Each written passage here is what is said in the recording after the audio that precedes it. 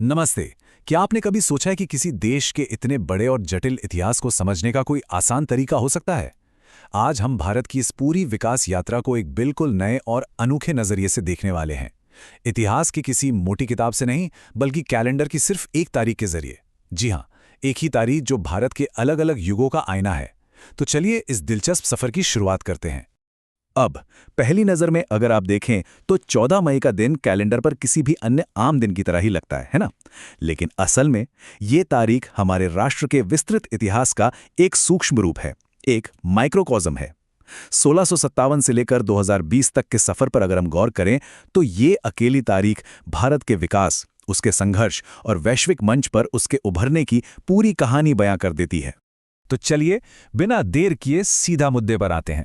आज हम इस ऐतिहासिक सफर को चार अहम हिस्सों में समझेंगे।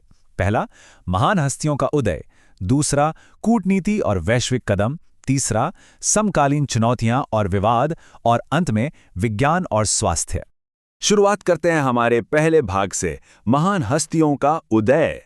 अगर हम सदियों के इस सफर पर नजर डालें तो ये साफ दिखता है कि कैसे समय के साथ भारत का नेतृत्व और उसका स्वरूप बदलता गया। सबसे पहले 1657 की बात करते हैं।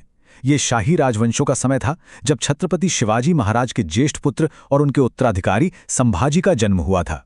फिर जैसे जैसे हम आगे बढ़ते हैं, 1883 में जन्म होता है अल्लादी कृष्णस्वामी अय्यर का, एक बेहद प्रसिद्ध न्यायविद और शिक्षा शास्त्री जो भारत के बौद्धिक जागरण का एक बड़ा प्रतीक बने। और इसके ठीक एक दशक बाद 1892 में अरुण चंद्र गुहा का जन्म हुआ, जो एक महान स्वतंत्रता सेनानी और राजनीतिक कार्यकर्ता थे। राजशाही से लेकर बौद्धिक विकास और फिर राजनीतिक स्वतंत्रता तक का यह बदलाव वाकई कमाल का है। अब आगे बढ़ते हैं हमारे दूसरे भाग की तरफ, जो है कूटनीति और वैश्विक कदम। 14 मई 1992 को भारत ने liberation tigers of Tamil Eelam यानी LTTE पर प्रतिबंध लगा दिया था। ये एक प्रमुख श्रीलंकाई विद्रोही संगठन था। अब यहाँ जो बात सबसे ज्यादा ध्यान देने वाली है वो ये कि कैसे भारत के अपने घरेलू सुरक्षा फैसले धीरे धीरे व्यापक अंतर्राष्ट्रीय दृष्टिकोण के साथ कदम से कदम मिला रहे थे। इसके बाद संयुक्त राष्ट्र और भारत सहित 32 अन्य देशों ने एक साथ आकर इसे आतंकवादी संगठन घोषित किया। अंतर्राष्ट्रीय स्तर पर सुरक्षा समन्वय के लिहाज से ये एक बहुत बड़ा कदम था। अब जो बात वाकई दिलचस्प है वो ये है कि अगर हम सिर्फ एक दशक के भीतर भारत की कूटनीति का विस्तार देखें तो तस्वीर पूरी तरह बदल जाती है। 14 मई 2001 को भारत और मलेशिया के बीच 7 महत्वपूर्ण द्विपक्षीय समझौते हुए थे। लेकिन वहीं जब हम 2010 की इसी तारीख पर आते हैं तो हम भारत और रूस के बीच कहीं ज्यादा व्यापक और बड़े समझौतों को आकार लेते हुए देखते हैं। ये साफ दिखाता है कि वैश्विक स्तर पर भारत कितनी तेजी से अपनी भागीदारी बढ़ा रहा था। और आपको पता है ये संख्या कितनी थी? पूरे 22। जी हां, 2010 में भारत और रूस के बीच 22 द्विपक्षीय समझौते हुए। ये भारी भरकम संख्या अपने आप में बहुत कुछ बयां करती है। ये समझौते सिर्फ किसी एक क्षेत्र तक सीमित नहीं थे। इनमें रक्षा, परमाणु ऊर्जा, हाइड्रोकार्बन, व्यापार और निवेश जैसे बेहद अहम और रणनीतिक क्षेत्र शामिल थे। वैश्विक साझेदारी के मंच पर यह भारत की एक बहुत बड़ी छलांग थी। इसी कूटनीतिक सफर में एक और अहम पड़ाव 14 मई 2019 को आया। इस दिन भारत ने अमेरिका पर जवाबी शुल्क यानी रिटेलिएटरी टैरिफ लगाने की समय सीमा को बढ़ा दिया था। ये कोई छोटा फैसला नहीं था। ये कदम दिखाता है कि एक उभरती हुई वैश्विक शक्ति के रूप में भारत अब अपने आर्थिक लाभ और भू राजनीतिक दांव पेचों को कितनी समझदारी से इस्तेमाल कर रहा था। चलिए अब रुख करते हैं हमारे तीसरे भाग का, समकालीन चुनौतियां और विवाद। आधुनिक इतिहास सिर्फ उपलब्धियों का नाम नहीं है, इसमें कई गंभीर घरेलू और सामाजिक चुनौतियां भी शामिल हैं। 14 मई 2018 को एक बड़ा कानूनी घटनाक्रम सामने आया। भारतीय राजनेता शशि थरूर पर उनकी पत्नी को आत्महत्या के लिए उकसाने का आरोप लगाया गया। इस मामले ने राष्ट्रीय स्तर पर काफी सुर्खियां बटोरी और देश के कानूनी व राजनीतिक हलकों में एक बड़ी बहस छेड़ दी थी। इसके ठीक एक साल बाद 14 मई 2019 को एक बेहद दुखद घटना घटी।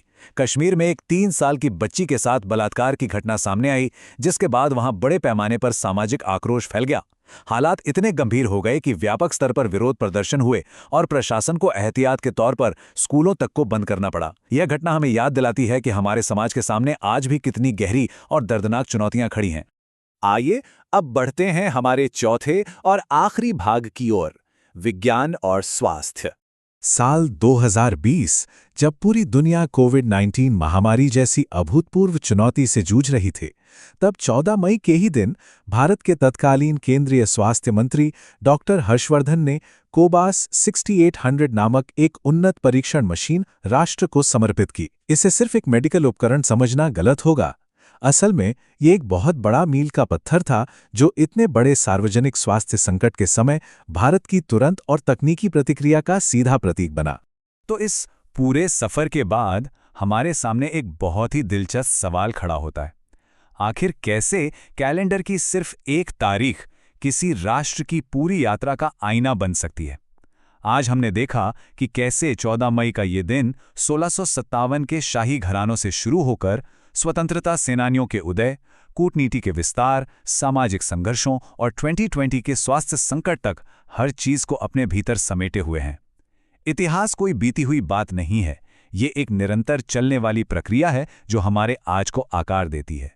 इस खास विश्लेषण में हमारे साथ जुड़ने के लिए आपका बहुत बहुत धन्यवाद। सीखते रहिए और चीजों को हमेशा एक नए नजरिए से देखते रहिए।